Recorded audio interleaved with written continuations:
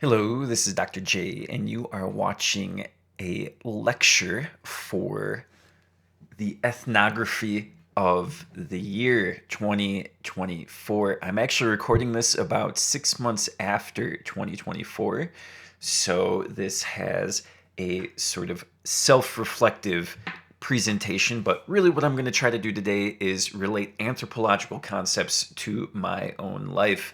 This is something I do every year for the last like 4 or 5 years. I've just been reflecting on what happened, almost like a journal. This is actually very anthropological. If you go and you open up anthropology books that are created today, 2025, you're going to see a whole number of people just talking about themselves and where they fit in the world and their identity and the things they've seen and the moral and ethical challenges that they confront and how that relates to a broader anthropological conversation that is happening. And I sort of want to latch on to an anthropological concept of ignorance or apathy. I think in 2024, that really defined my year. I was seeing cultural evidence of ignorance and apathy everywhere I was. And I'll get into that a little bit, but I want to get more into this conversation about autoethnography, about self reflection, about positioning yourself within a broader cultural context. The image here on the screen I took right at the end of 2024. I was in Brazil. You can see a shanty town in the background. I'm actually taking a selfie, a self portrait. I take a lot of self portraits. Just got a new like $5,000 Canon camera with this big lens on it and all these kind of things. This was the first image I took with it. I was so happy to unbox it and take an image of the favela. I've taken thousands of pictures of the favela and recorded hundreds of hours of video and stuff like that. And I've also probably taken more pictures of myself than anybody else. So it's this anthropological context. It's really important for my life, but also something that is just really practical and really aligned with my aesthetic. The visual and artistic representations that I see the world through, the lens, the cultural lens that I create every single day. So I'm going to talk about the ethnography of a year, what that means. I'm going to also sort of contextualize how we as individuals can be positioned within this broader cultural context and within this anthropological debate. So, autoethnography, more or less, is taking the concepts of ethnography, long term participant observation, observing social traditions and rules, what people say they do versus what they actually do, understanding it within a wide range of linguistic and political and economic criteria, and just really trying to see what the everyday can say about our broader world. That's ethnography. Autoethnography is almost like a self portrait. And like I said in the previous slide, I take a lot of self portraits. The image on the left I took for my passport photo. This is in government record and stuff like that. I have this nice camera. I took a self portrait instead of going to Walgreens or someplace to go get my portrait and having someone pay $50 for it or whatever. I think I take a better photo as well. And on the right, there is another image I took for my Brazilian visa. I have to get a Brazilian visa. There's about 6, 7 years difference between the two photos. The one on the left, I was 6 years younger. I think the first thing I look when I see these, they look sort of like two different people, two different looks to them, just in general. There's sort of different tones and hues of the person. And then also, if we use cultural knowledge, the things I'm wearing, the way I'm presenting my facial hair or my hair, the implications of someone who is dressed with a suit and a checkered collar versus one that maybe has something that looks more thrift store like and mountainy and artistic, right? Okay, I can talk forever and ever about the differences between these. I also think one was taken in August, so I have what for me is a tan. My hair gets a little lighter in the sun, right? All that kind of stuff. And then on the right was taken in March, so like at the end of winter, and like it's like at the end of the school year, and I'm just sort of like, all right, just sort of slogging through, waiting for the good weather to come. So age is something too, I think passage of time. I turned 40 this year, so all that kind of stuff is all really evident in these self-portraits. You capture the world that you inhabit when you take a selfie, right? We all take selfies. We change with the world. More or less, this first image took place the moment I started doing these sort of autoethnographic reflections. And now, 5, 6 years later, I have a different perspective on the world. That's also another way we can look at this. What type of things do your selfies say of you? Your self portraits say of you? If you went onto social media, most of you are probably on social media. If you go on the social media and you look at what you posted 10 years ago, you might think it's cringe. You might think it's something that is immature or something you aged out of. I know there's a lot of stuff from like I've been on social media for like 20 years. So a lot of stuff from 20 years ago that I've sort of put on the private or into the archive and don't necessarily need there out in the world of me going to parties and stuff, right? Much more professional person nowadays. So what do our selfies and self-portraits and self-representations of ourselves say about the world? And this is very cultural. We're constructing our identity, as Foucault would say, technologies of ourself, right? And just comparing that, changing over time, obviously, I don't think that I am in any way undergoing the same type of changes as Tom Torlino. I showed this image, I believe, in week 4 of the course, looking at questions of cultural assimilation and cultural genocide, race, and ethnicity. And what we can see, these weren't self portraits, these were portraits taken of Tom. This is, of course, his English name, the name that was most likely forced upon him. He was Cherokee on a reservation. Part of this is being a teenager. He was forced onto a reservation school, stripped of his language, and forced to dress and appear more European or Western. So I'm not necessarily seeing my experience as the same, but I'm seeing this as a good ethnographic document, evidence of cultural change, cultural assimilation, forced cultural genocide. So now I can say, okay, how does that relate? How does that type of change, which seems very human and very natural, how does that type of change also reflect in the world I see? Right? Maybe my experience is different than Tom, but we have these parallels that exist, even if they are distant and ancient. Another example of portraiture. What do these portraits say about people? I talked about the Koh-i-Noor, and we see that there's this sort of prestige object that goes around and offering proof of cultural ownership and cultural repatriation. So, what does it mean when people represent themselves in a way that is culturally authoritative, that uses culture as a way to assert authority, assert identity, assert ownership over a specific social, political, or economic context? So there we go. I'm connecting my self-portrait with some of the other portraits and concepts that we've seen in the course. We've also looked at a lot of portraits of anthropologists. My self-portraits are ultimately portraits of an anthropologist. We have Franz Boas, the forefather of anthropology. I don't think I've shown this image. We have Ruth Benedict. I talked about Ruth Benedict, patterns of culture and mapping out different cultural personalities. Margaret Mead, a innovator in feminist anthropology, going and looking at sexual identities among Samoan teenagers during the 1930s, breaking ground with a public conversation concerning gender identity in the United States when this was a little bit more heteronormative and patriarchal. Zora Neale Hurston, there are years that ask questions, and there's years that answer. I'm going to bring this up here in a second when I talk about Anthropology of the Year.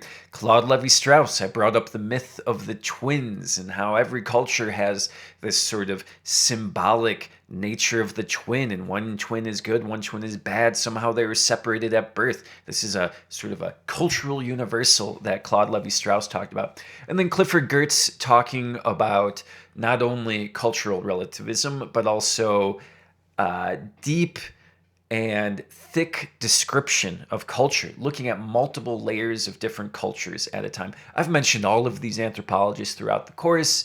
These are all portraits. These are all people. When I see these images, without the names, I know exactly who they are, and I can associate ideas with them and where they were even as people in a cultural context. Here is a really good example. Franz Boas. This is more or less a self-portrait. He was at the 1898 World's Fair in Chicago, and he was in charge of the cultural exhibits at the World's Fair, and he would reproduce the potlatch dance that would take place in the Pacific Northwest. I mentioned that in the course as well. And you would reproduce this, and this is more or less a staged photo, a photo that he staged. So once again, self-portrait, anthropologists immersing themselves within the culture that they are studying and living in. So just refocusing just a little bit, some central questions I think we can look at with self-reflection. And I want everybody to think about this. How does my own experience contrast with your experience? That's one really good starting point to say, I can place myself in a culture just in opposition to this guy here. Some other questions. How can we capture a year of our life? Journaling. I'm sure many of you journal or have journaled, at least being very aware of the concept of journaling. What type of cultural function does that do? Being able to record your events and your interpretations of your own life. You're the only chronicler of your life for the most part. I'm sure there's other people throughout the world, like presidents and stuff, that have chroniclers, but for the most part, you're the only person that's going to pay attention to the minutia of your year, of your life, of your day-to-day existence. What kind of patterns can we find? Can we see yourself inhabiting this broader pattern of culture? Ruth Benedict, once again, where do we stop, and where does culture begin? Are we independent creatures? What kind of agency do we have? Very Foucauldian. Are we just sort of dominated by the systems of power and authority? Or are we more like actors in a theater where we are given lines and a stage to perform, and we have an opportunity to perform those lines on that stage as we see fit?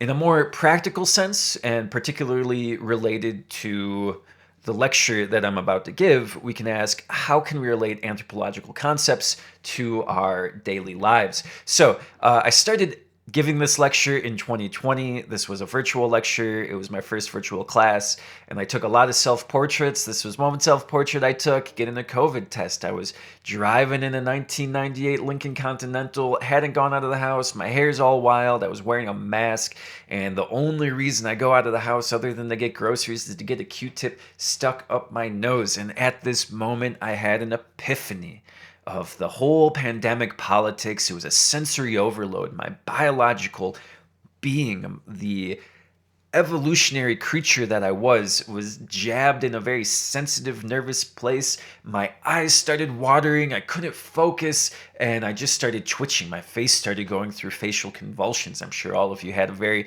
interesting experience as well doing it. But at this moment, I had this cultural pattern that was thrust upon me, and I just had an epiphany, particularly about where I was in the world at the time, the type of pandemic politics that I had, what COVID-19 was doing to my daily life, even to this extent that I was being sort of this test subject, this medical experimentation, that I was somehow thrust into the epidemiology, the epidemic medical system that had been created around the pandemic. And then also how much this was such a violation of my own personal space and the type of social containment that was being placed around me at this time and everybody else as well. So, the longue durée, thinking about where you exist in this broader world that we're listening to and we're thinking about. I mentioned evolution in the last statement. I mentioned a 400,000 year history of evolution. I mentioned also these long term processes that just sort of came to me as an epiphany as I was getting my senses jammed up. Can talk about the longue durée. This is a concept I've mentioned since the first day of class, and I try to mention it throughout the semester, but the idea that there's these long-term processes. It's not just about you at that moment, but this long-term array of social phenomenon and techniques and systems of power and biological realities that just sort of happen at this particular moment. But there's a longer history there. And one thing that 2020, I think, made me realize and really contemplate was the cyclical nature of society. So you have the Ouroboros. This is a relatively universal cultural myth. It's more or less a dragon eating its own tail. So it's sustaining itself off of eating itself. And this is just a symbol for the renewal of society, the perpetuation of society, the cyclical, never ending nature of society. Things that are happening right now have happened before. Maybe not with the same type of technology and the same type of vocabulary, but we can see the things that are happening now as happening in the past as well. Autoethnography, self-reflection in this moment, I talked about that a lot. And then reproduction, I talked about Marx earlier on in the course. So this idea that reproduction is an essential element of society, that we try to reproduce systems of economic and material power. We do this through factories. And what Marx was arguing is that if we can sort of interrupt this system of reproduction and make sure that individuals can own how the world is reproduced, own the means of production, then we will have this sort of utopia, this workers' dictatorship that will not have capitalists and people exploiting things. So relating that, the world reproduces. We are all the product of reproduction. Biological reproduction, but also social and cultural reproduction as well. So the longue durée reproduces these things over and over and over again.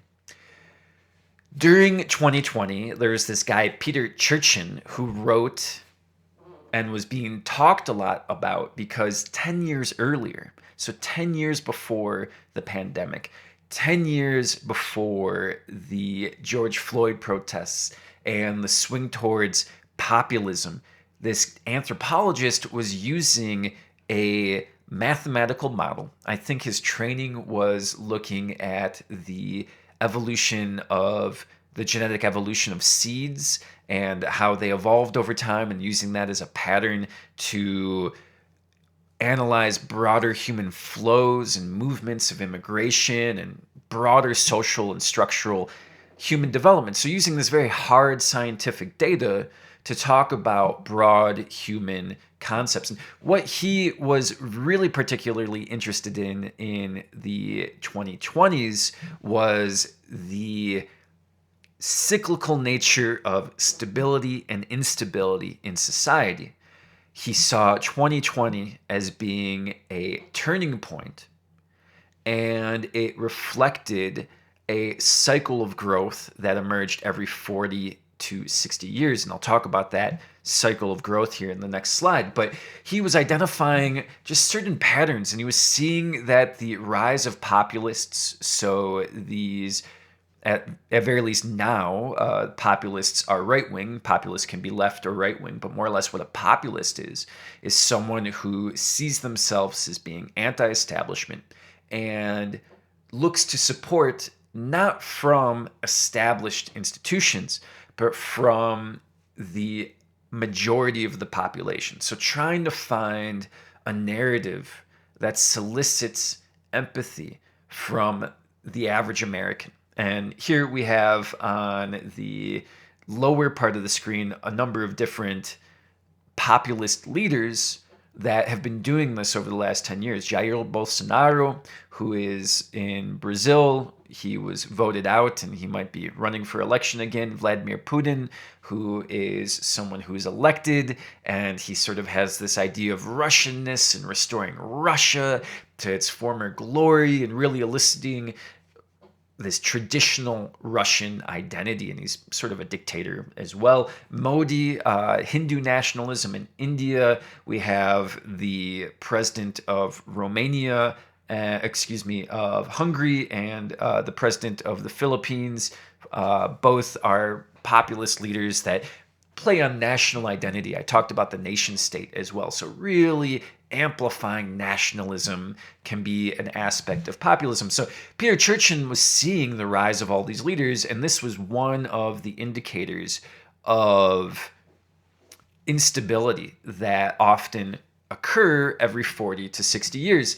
And he was looking at this mathematical model called the Kondratyev curve, or the Kondratyev curve, two different ways to spell it. It's a Soviet model, one that was mapped out by a Soviet economist who looked at almost 200 years of economic and bureaucratic and census data that was being produced by the Russian state between the Russian Empire and the Soviet Union. And what he was seeing was a pattern of every 40 to 60 years of instability, peaks and dives, right? Recessions and moments of chaos. And what were these moments of chaos caused by? Lack of opportunity, often, restriction of social freedoms, and growing inequalities. And if we look at the social map nowadays, if we look at the economic map, we're losing opportunities. Class mobility is getting a lot more restricted. We are not having this idea of being born poor and getting rich. This statistically is just not the reality that we are encountering right now. We are seeing that the poor are getting poorer and the rich are getting richer. Some of the long-term effects of these instabilities, we can see that technology tends to advance. We have this very basic adaptation need when we have instability, when we have a crisis, when the system fails, when the crops fail. What do we do when the crops fail? We find better crops, or we create better technology, or we work on our irrigation and we advance. We come up with another form of social organization, right? Birth rates tend to be affected, but normally what you see is when you have these growing inequalities, birth rates tend to go down. Opportunities once again become a little bit more restricted. And then those generations that are the product of these restricted opportunities tend to lead to revolution and populist ideologies. This isn't like a Bible necessarily. This is just sort of how Churchin is explaining the Kondratyev curve in the context of 2020. So if we look, birth rates are going down. Americans are now millennials. I'm a millennial. Millennials are going to be the first generation that are going to be poorer than their parents. There's a lot of disdain among millennials and younger for the political nature of society. No one's really feeling included. No one's feeling optimistic about their future. So there's a lot of negative sentiment going around. And I think 2020, the street protests, I was in a protest with 100,000 people. Most of them were millennials and Gen Z. Everyone was just angry. George Floyd was just part of it, right? So we have these things we can map, and we have just some basic events that you might not recognize, but were just essential. So we had the Panic of 1873. I think this was just sort of the a political crisis. Cities were getting born, and you see a lot of revolutions take place in Germany and France, just working class people taking over cities.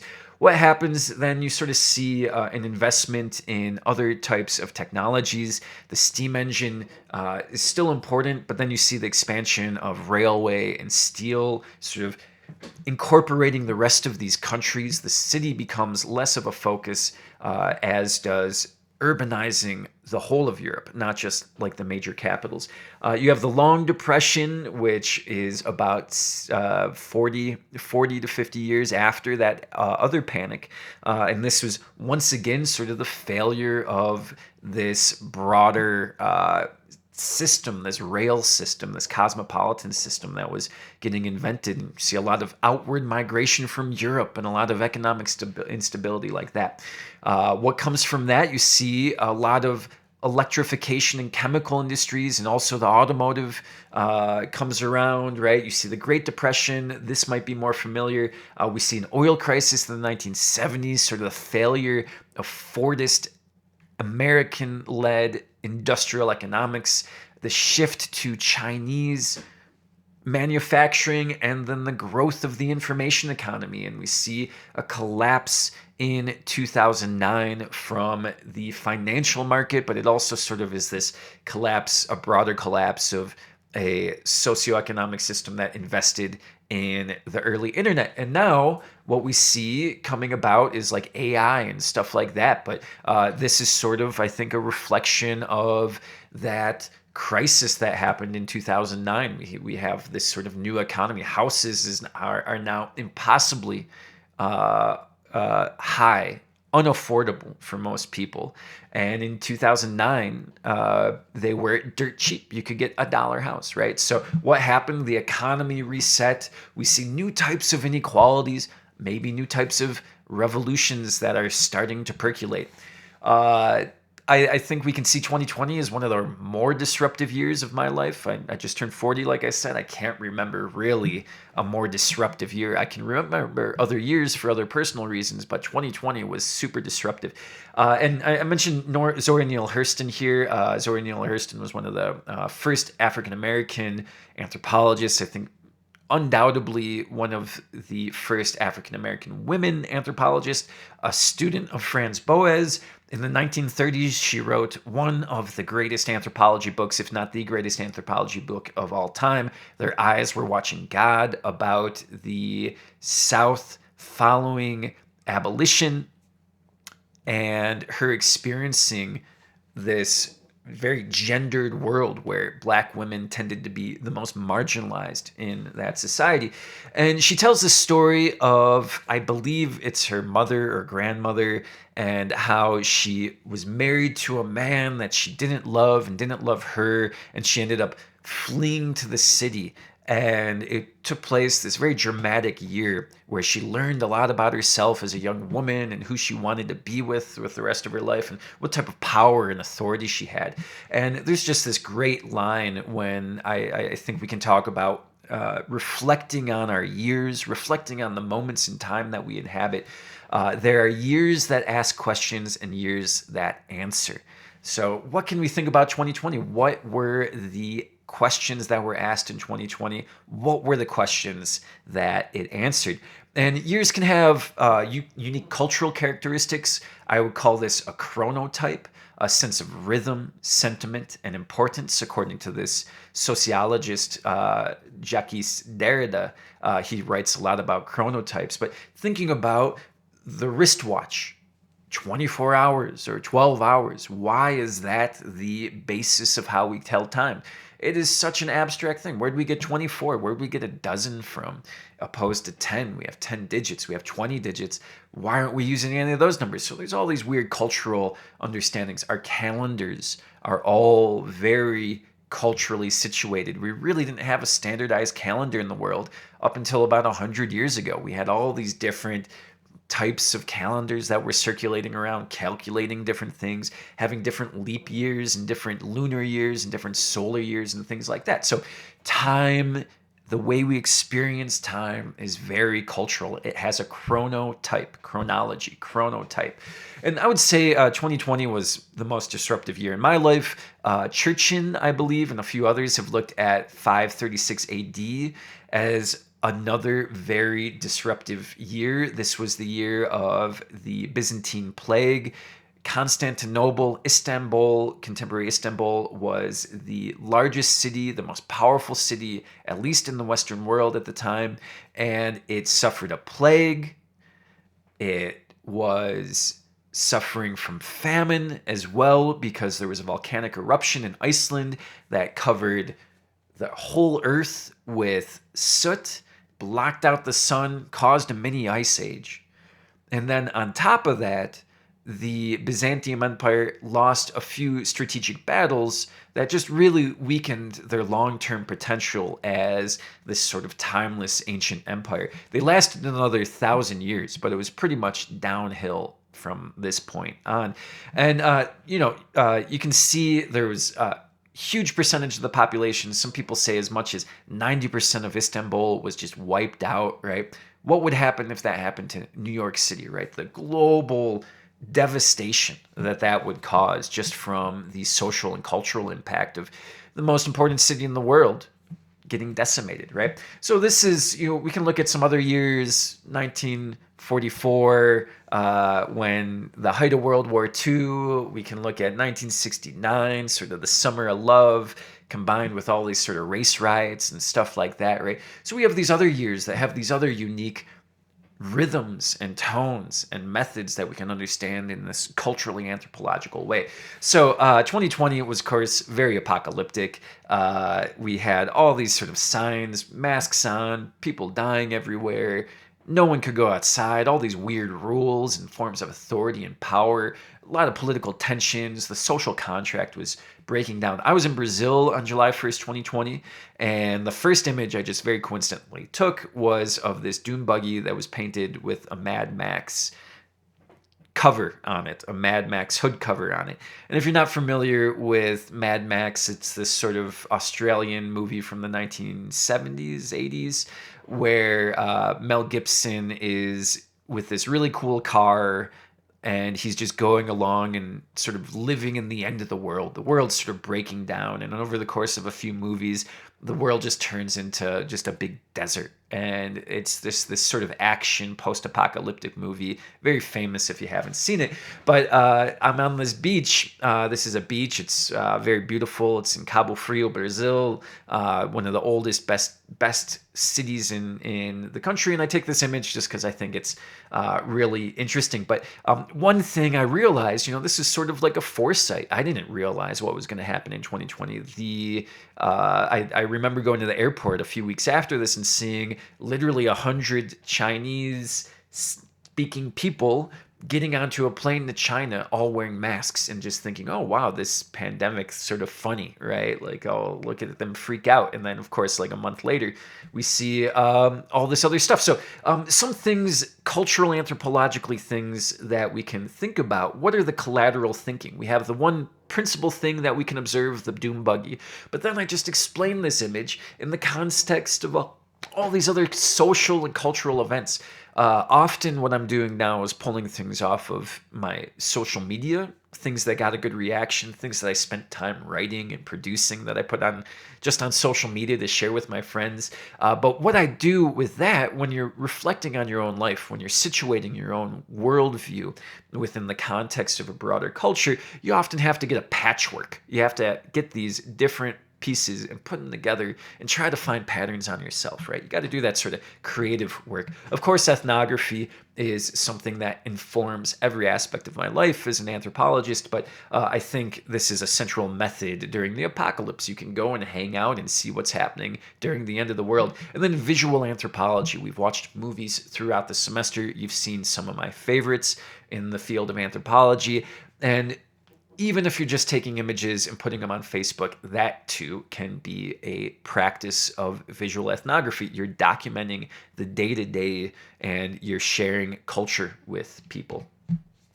Some other things that happened later on in 2020, and just thinking about this 5 years later is crazy. I went to a bunch of protests. I'm an anthropologist. You can probably sort of feel how I would align with the Black Lives Matter movement. Definitely not trying to convince anybody. This isn't a class about political advocacy or anything, but I went and I was super involved. I went to 45 protests in 2020 in Milwaukee, Wisconsin, highly racially segregated city, one with a long history of activist solidarity. I've participated in abolitionist movements. I've tried to solicit lawmakers to close down prisons and things like that. And so when the 2020 protests happened, I grabbed my camera and I went out and I took pictures. You might not recognize this guy, but he was the MVP of the National Basketball Association, the captain of the Milwaukee Bucks, Giannis Antetokounmpo. He helped organize alongside a guy whose back is to the camera, Sterling Brown, both Bucks players. Sterling Brown actually 2 years before was illegally detained and tasered and sued the Milwaukee Police Department just a few blocks away from where this image was taken. And of all these sports organizations in the United States, the Milwaukee Bucks were the first to step out and organize a protest in 2020. And Giannis, a Greek national, someone who grew up in Athens, a very similarly sized and segregated city to Milwaukee, he was very invested in the racial justice movement. And I was there for a whole day just walking along the most famous basketball player in the world. And he was just handing out Gatorades and all these different resources to help more or less 10,000 protesters who were in front of him. So thinking about just these people that are just abstract cultural people for me, like a basketball player, how I have solidarity with them as well as those other 10,000 people, that is an epiphany. And that was something that defined my year. And that's something that defined my perspective on the world as it was happening. It was like the only thing that mattered at that time.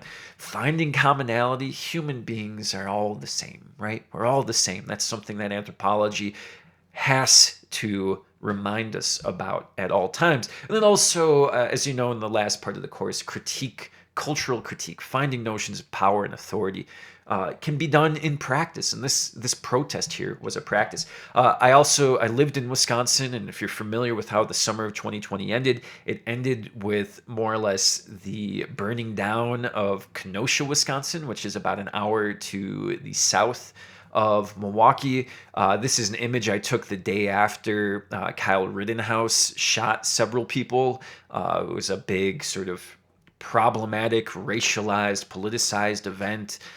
Very problematic. I won't get into it. But one thing that I thought was really bizarre, I went to go take images to document as an anthropologist and a scholar of activist movements. And I show up to this parking lot, which used to be a car dealership, which was downtown, more or less downtown Kenosha was just all car dealerships. It wasn't like this beautiful downtown anyways, which is sort of problematic.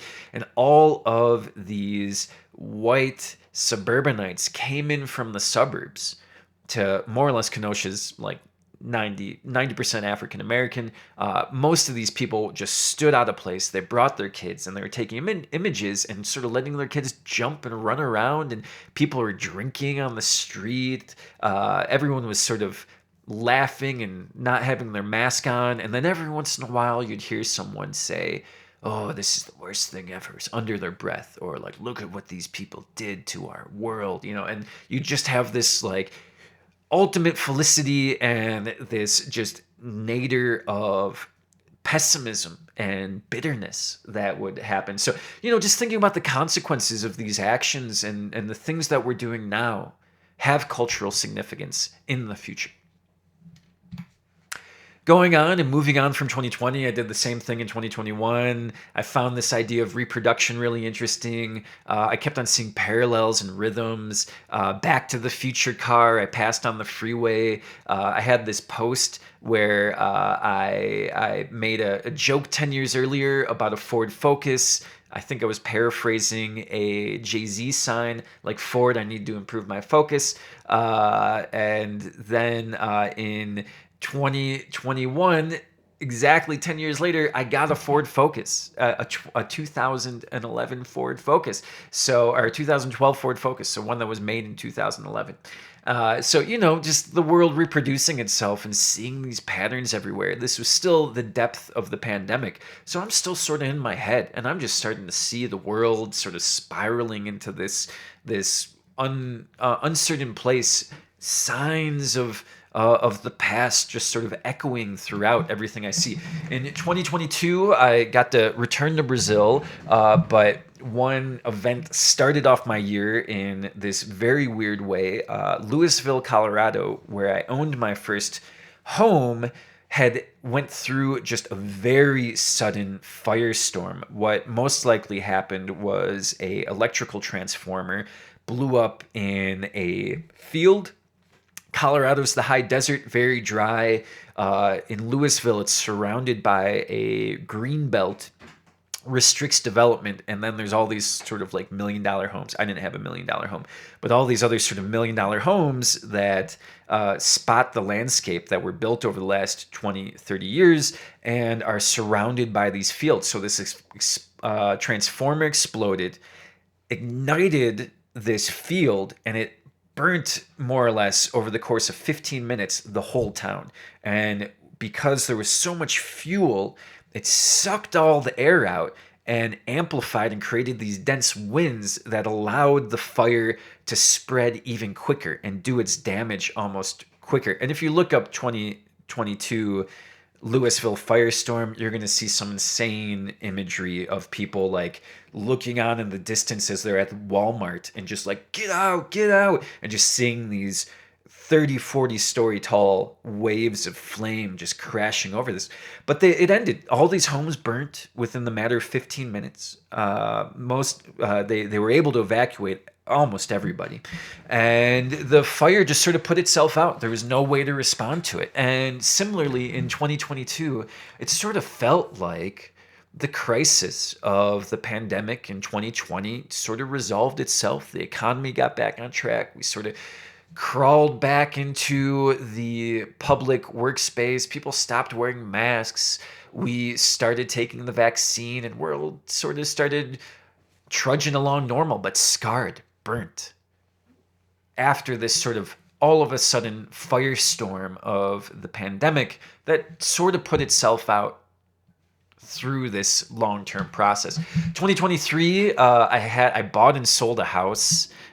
It was directly related to the pandemic. I won't get into it, but I spent a whole lot of time working in a basement, like months in this basement, just like patching up concrete holes and cleaning it up and doing all this work, thinking about Homo habilis, man, the tool maker. I can swing a hammer. I can fix a whole house. I was finding all these random things. It was 100-year-old Victorian, owned by one family over the course of 70 years. So I was finding all these little signs of the world that existed. And I was just always finding myself asking, oh, what was it like for these people to live in this house? I'm sort of in this haunted space, living by myself, right?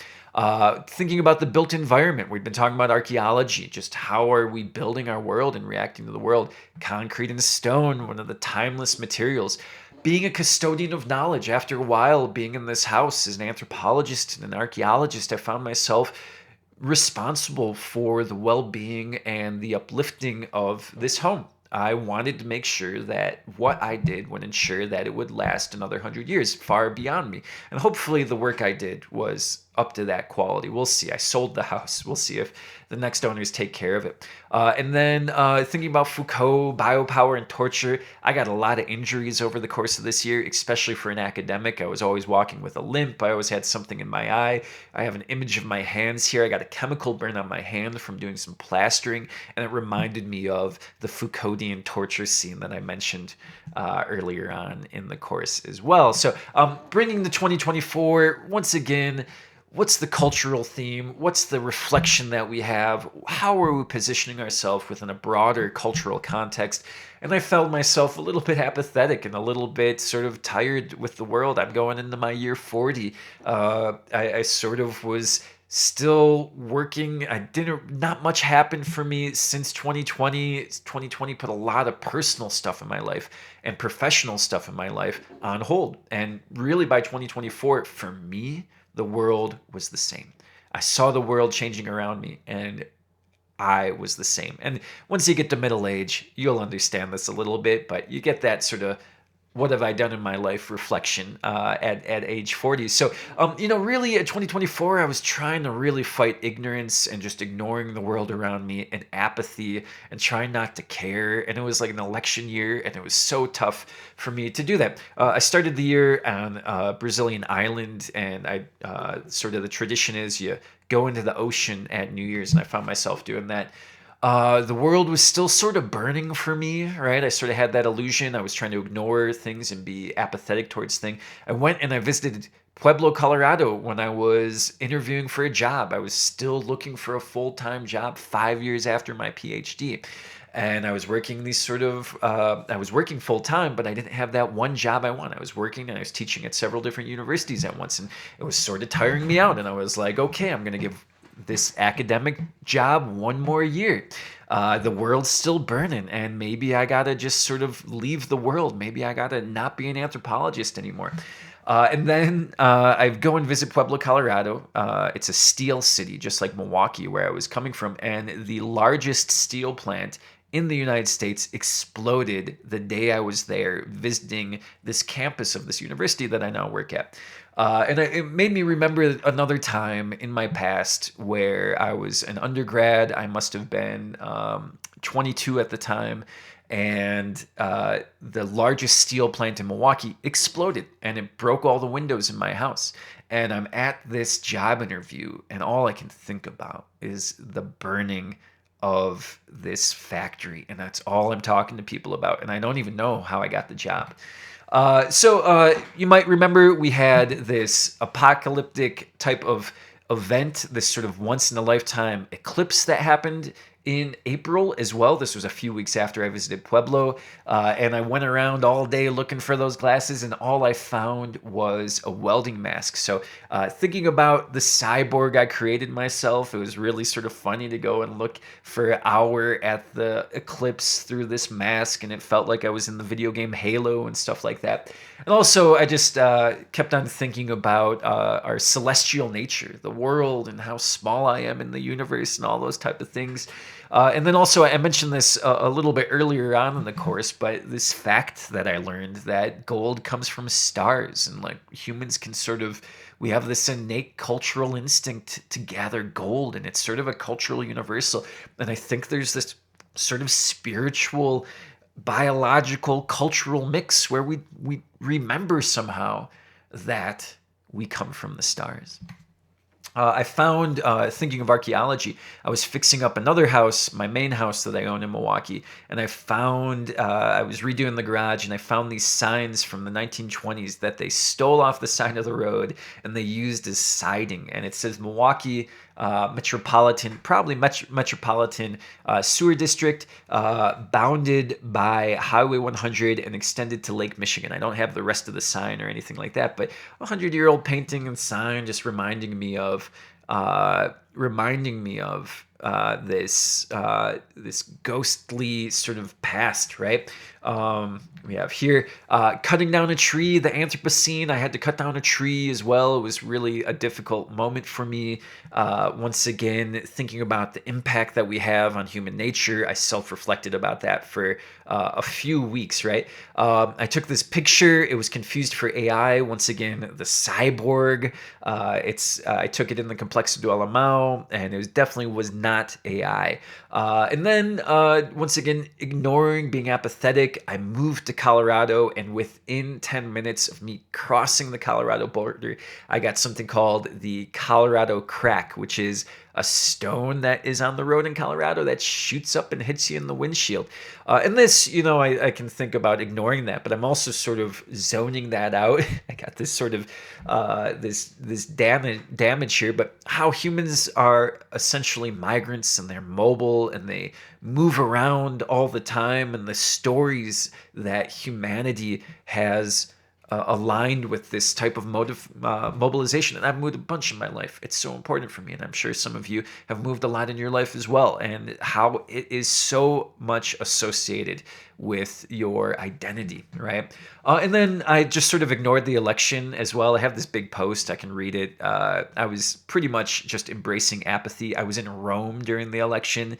And when you go to Rome, during an election cycle, Rome is sort of this center of democracy, this ancient center of democracy. And I voted, but I just didn't want to. I didn't care about the election so much. I didn't care about the election, and so that was something that was important. But 2025, I haven't even thought about what happened yet. I'm not even thinking about it quite yet. But thinking about anthropology and ethnography is a first-person experience. It can give context to your everyday life. Think about this for as you go on beyond the course. What are the concepts that can give context to your daily life, right? What are the anthropological ideas that really make sense to you as an individual? How will they help you make sense of the world? Everything you see, hear, and feel can be experienced through an anthropological lens. And then on top of this, I took this image. This is the only image from this year that I took. I took this New Year's Day 2025. I was on the island of Boipeba in Brazil. I would love to take everybody in this class to Boipeba for a study abroad trip. This cat came out of the woods out of nowhere and just started yelling at me. I waited for like 2 hours. I looked all over the place. I think someone just abandoned it on the side of the road. I adopted it. I found a new owner. It's now a nice, lovely, like 6-month-old, beautiful little cat. And it was wonderful. And that's what I hope my year and your year is going to be. You're going to come out of the woods, you're going to find your people, and it's going to be a great year. But I really do appreciate everybody's participation in the course, listening to me, being self-reflective, learning about me and who I am and my professional goals. And it was really great to engage with everybody this semester as well. I really hope you learned a lot. I really hope you think about taking more anthropology courses. I say this to everybody who has completed my courses as well. I am here for you beyond the course. If you need any help, any recommendations, if you need a letter of recommendation for a job or for grad school, if you need guidance on how to negotiate the university process, please let me know. But that being said, really sincerely from the bottom of my heart, thank you for participating, and I wish you all the best.